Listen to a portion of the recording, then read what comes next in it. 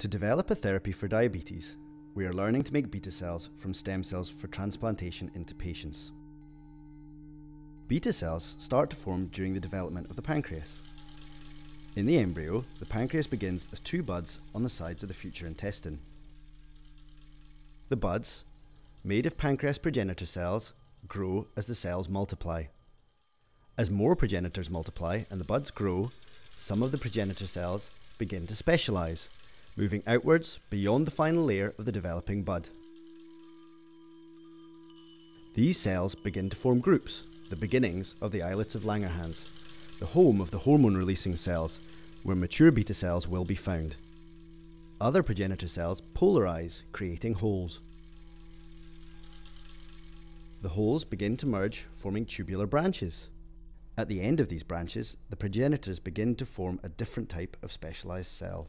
These acinar cells release enzymes that will flow down the tubes to help digest food. As more progenitors and acinar cells multiply, the tubes elongate, developing the branched, tree-like structures found in a fully grown pancreas.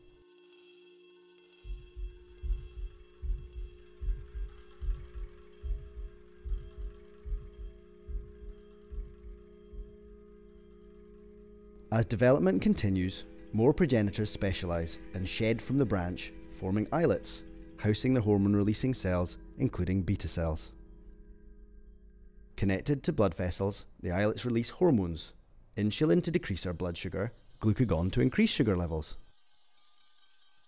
Whilst the acinar cells, found at the tips of the branches, release enzymes into the tubes leading to our intestines to help digest food. Understanding how the pancreas forms and how its cells specialize helps in understanding how to make these cells from stem cells in the lab, with a view to one day making beta cells as a therapy for diabetes.